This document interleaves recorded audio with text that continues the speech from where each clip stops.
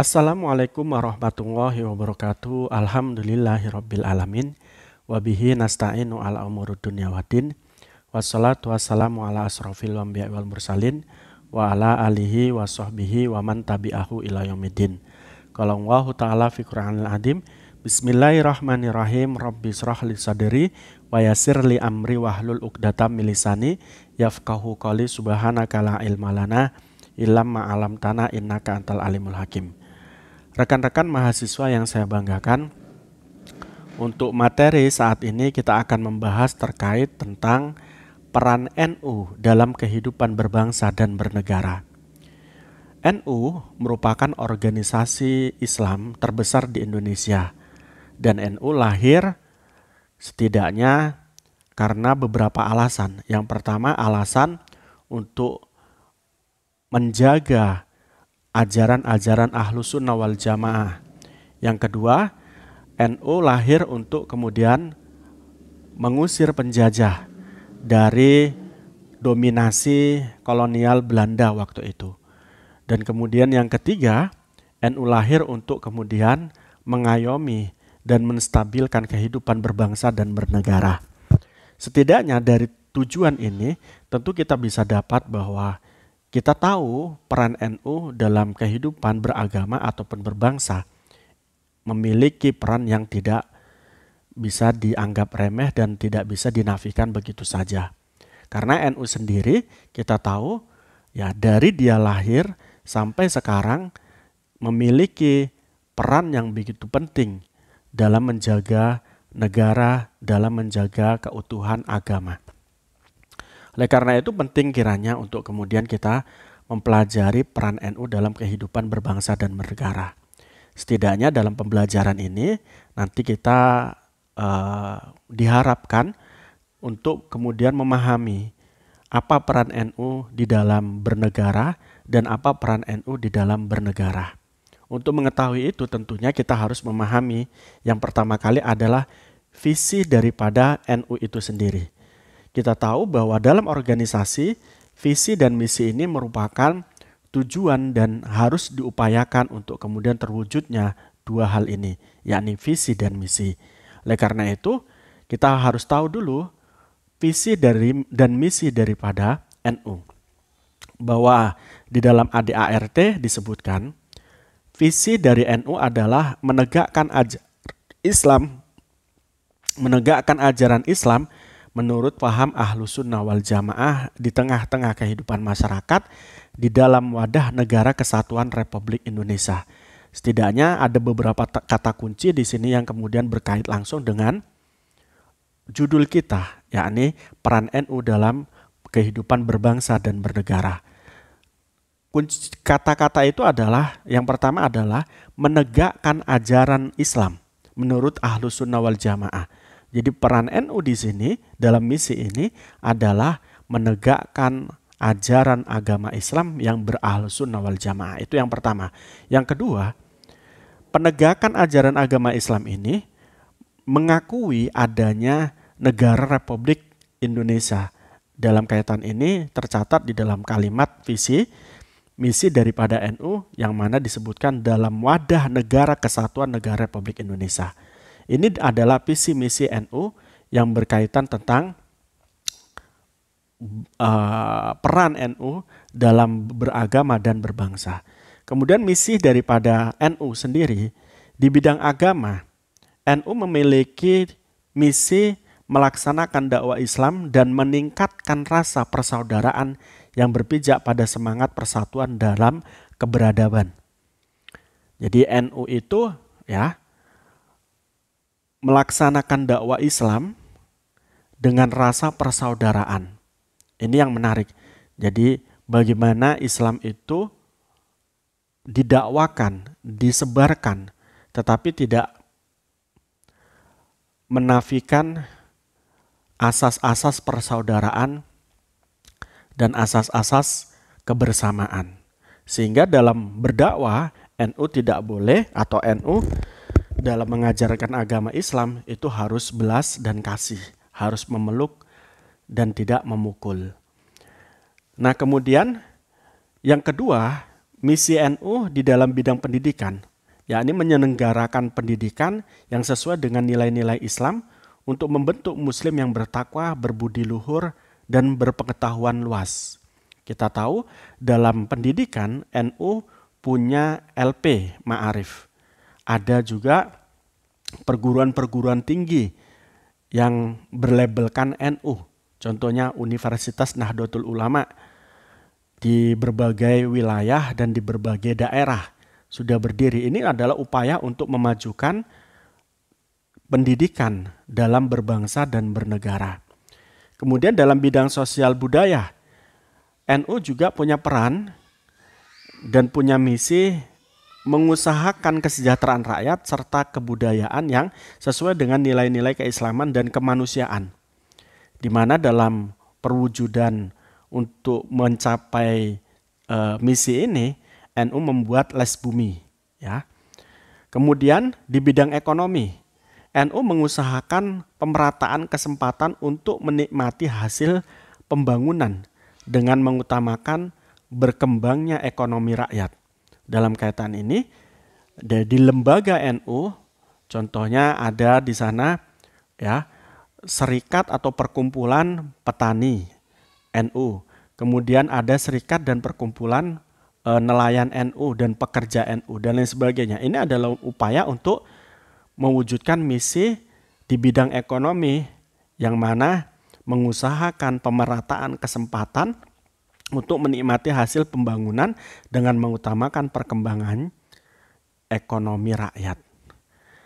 Yang ketiga, yang selanjutnya nomor 5 adalah bahwa NU memiliki misi mengembangkan usaha lain yang bermanfaat bagi masyarakat luas. Ini adalah visi misi NU. Dari visi misi NU ini tentunya banyak hal yang harus dilakukan dan bahkan sudah dilakukan oleh NU untuk kemudian berkehidupan beragama dan berkehidupan berbangsa di Indonesia. Nah, dalam fakta realnya, peran NU dalam berbangsa. Jadi ketika negara Republik belum merdeka, NU dan juga masyarakat NU itu telah mengupayakan untuk mengusir penjajah dari muka bumi Nusantara kita. Di mana ya dalam sejarah NU lahir beberapa organisasi yang dibentuk oleh pendiri NU. Salah satunya adalah Nahdlatul Wathon. Nahdlatul Wathon itu berdiri pada 1916 Masehi, yakni lahir sebelum Kongres Pemuda di Yogyakarta tahun 1999. Di mana Kongres Pemuda itu nanti pada gilirannya yang melahirkan Sumpah Pemuda di tahun 1928 atau 26 itu. Nah, tentunya dalam kaitan ini, lahirnya Nahdlatul Wathon yang dibentuk oleh Mbah Wabahas Bungo, ini adalah merupakan pergerakan cinta tanah air yang notabene juga menginginkan agar kolonial Belanda itu keluar dan tidak menjajah lagi di Indonesia. Ini peran NU. Jadi lahirnya Nahdlatul Wathon adalah bentuk dari upaya NU mengusir penjajah bersama dengan pemuda-pemuda pada saat itu. Selanjutnya, di berbagai kegiatan atau berbagai aksi dalam sejarah, NU juga tercatat menolak adanya Darul Islam Indonesia atau DII, ya, pada tahun 1948 setelah kemerdekaan. Ya, jadi setelah kemerdekaan ada separatisme yang disebut dengan DII atau Darul Islam Indonesia atau DI, Darul Islam, ya. Nah, pada saat itu NU menolaknya. Karena apa? Sekali lagi, ketika negara Islam menjadi negara Indonesia menjadi negara Islam, tentunya tidak akan menjadi lebih baik. Karena apa? Karena negara Islam juga belum tentu negara Islam juga belum memiliki sistem yang tetap, ya, karena dalam Islam negara-negara itu memang menerapkan ajaran-ajaran agama Islam Akan tetapi secara sistem negara belum menetapkan bagaimana sistem negara Islam. Itu yang kemudian menjadi pertimbangan mengapa DII atau DI itu ditolak oleh NU. Selain itu juga pertimbangan yang lain adalah berkaitan tentang bahwa negara Republik Indonesia ini dimerdekakan dari beberapa kalangan, bukan hanya orang Islam saja, tapi orang non-Muslim juga ikut dalam upaya kemerdekaan melawan penjajah Belanda untuk kemudian negara ini menjadi merdeka. Dua pertimbangan ini kemudian NU menolak DII atau Darul Islam Indonesia. NU juga menolak PKI, yang mana PKI ini juga merongrong pemerintahan untuk merubah sistem negara. Nah, pada saat itu NU berperan untuk mengusir PKI dan bahkan tokoh-tokoh NU banyak yang meninggal karena berhadapan dengan PKI. Nah, yang lebih menariknya lagi adalah peristiwa 10 November 1945. Bahwa pada saat itu ketika Bung Tomo meminta saran kepada Mbah Hashim Asy'ari untuk kemudian bagaimana sikap negara Republik Indonesia berkaitan tentang datangnya sekutu Inggris untuk datang kemudian menguasai Surabaya. Mana pada saat itu ketika dimintai pendapat semacam ini, Mbah Hashim Asy'ari mengatakan atau mengeluarkan resolusi jihad di mana para santri diwajibkan untuk berjihad bersama dengan tentara untuk mengusir sekutu Inggris atau sekutu Inggris pada saat itu atau ya Belanda. Nah, dalam kaitan ini menarik untuk kemudian bahwa NU itu punya peran untuk kemerdekaan negara Republik Indonesia baik sebelum ataupun setelah negara Republik Indonesia ini menjadi negara. Kemudian di dalam budaya, tadi kita sebutkan sebentar bahwa NU itu juga punya peran untuk menguatkan budaya dan seni di Indonesia melalui Les Buminya. Ya, di mana Les Bumi ini lahir pada tahun 1930 ya, ataupun sampai 1940 ya, di antara tahun ini. Les Bumi lahir karena adanya lekra ya, adanya lekra yakni kelompok seni dari PKI yang kemudian seolah-olah akan menggerus budaya asli Indonesia. Nah, pada gilirannya Les Bumi ini tidak hanya memperkuat keberadaan budaya dan seni di Indonesia melalui upaya-upaya yang dilakukannya, tetapi justru kemudian Les Bumi ini juga punya peran penting dalam menjaga budaya dan seni sampai kemudian kemerdekaan. Ini yang menarik. Jadi dalam peran kebudayaan, NU juga punya peran dalam kebudayaan melalui Les Buminya untuk menjaga kebudayaan dan seni Indonesia. Dalam bidang keagamaan, sebagaimana yang telah tadi disebutkan dalam visi misi daripada NU, di sana dalam bidang keagamaan visi NU adalah menjaga ajaran Ahlus Sunnah wal Jamaah. Kemudian dalam misinya, yakni tadi disebutkan bahwa NU itu melaksanakan dakwah Islamiyah dengan cara persaudaraan. Nah, dalam kaitan ini tentunya dalam keagamaan NU punya peran yang sangat penting.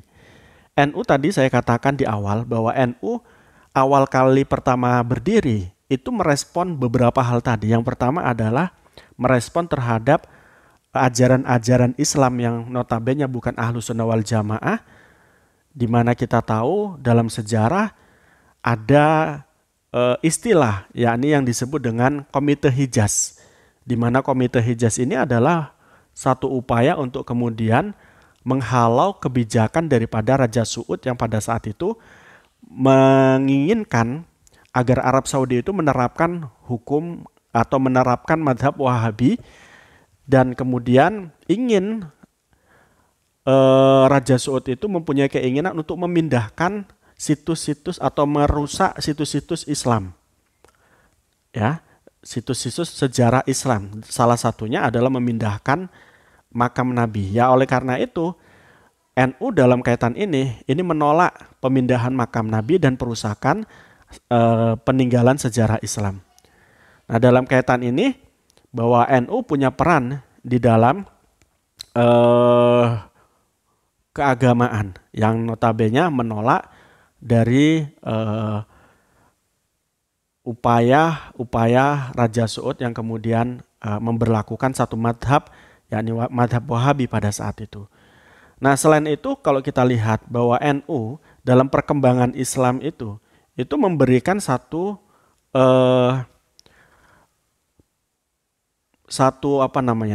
peran yang penting sekali dalam upaya membela Islam, terutama dalam hal bagaimana Islam itu berjalan dan bagaimana Islam itu menjaga nama baiknya. Nah dalam kaitan ini NU selalu menjadi garda terdepan organisasi yang kemudian menolak radikalisme dan terorisme. Hal ini kenapa? Hal ini karena pengen bahwa NU itu pingin Islam itu memiliki nama yang bersih, tidak dicap sebagai agama yang teroris, agama yang suka kekerasan dan radikal. Ini upaya NU dalam keagamaan semacam ini. Terus kemudian dalam pendidikan kita tahu bahwa NU itu tadi memiliki LP Ma'arif, memiliki perguruan tinggi yang notabene ini nanti dicita-citakan untuk kemudian bisa bersaing dan menjadikan manusia Indonesia atau masyarakat Indonesia menjadi cerdas dan berkebudayaan yang tinggi, itu dalam kaitan ini semacam itu. Nah, sebetulnya upaya untuk melaksanakan pendidikan dan juga upaya untuk mengembangkan pendidikan itu sudah ada sejak zaman awal pertama kali atau bahkan sebelum berdirinya NU yang pada saat itu kita kenal dengan Nahdlatul Fikr. Nahdlatul Fikr didirikan oleh Mbah Wahab pada 1918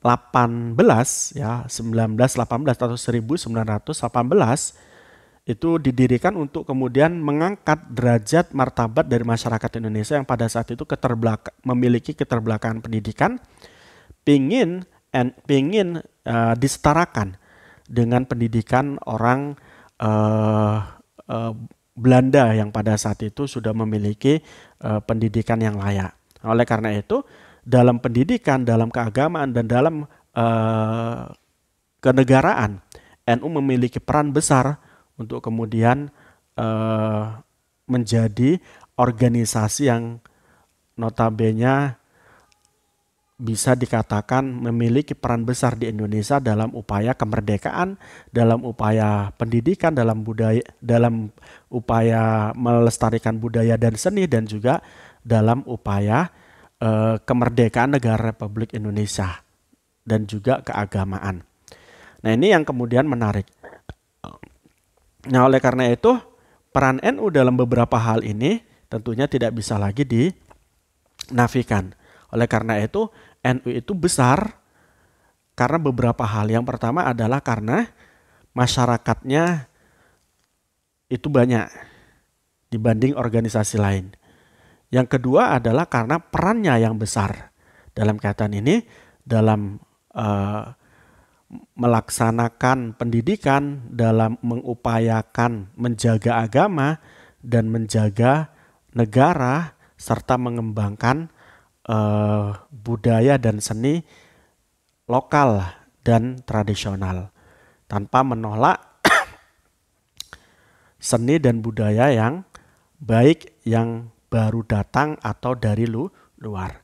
Itu mungkin yang bisa saya sampaikan. Mudah-mudahan dari sini kita bisa memahami peran NU betapa besarnya baik itu dalam kemerdekaan, dalam setelah kemerdekaan, dalam kaitan ini adalah berbangsa dan bernegara, dan kemudian NU juga punya peran dalam bidang keagamaan dan juga dalam budaya dan begitu juga dalam pendidikan dan teknologi. Mudah-mudahan hal ini bisa bermanfaat dan memberikan informasi bahwa NU itu punya peran yang besar. Billahi taufiq wal hidayah. Assalamualaikum warahmatullahi wabarakatuh.